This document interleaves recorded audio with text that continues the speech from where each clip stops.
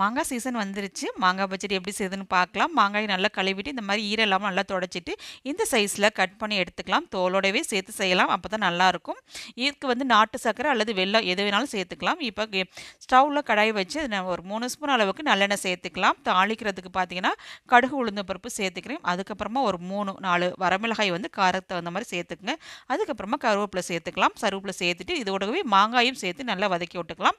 இதில் தண்ணி எதுவுமே சேர்க்கக்கூடாதுங்க. தண்ணி சேர்த்தா மாங்காய் பச்சடி சீக்கிரமே கெட்டு போயிடும். தண்ணி எதுவுமே தேவையில்லை.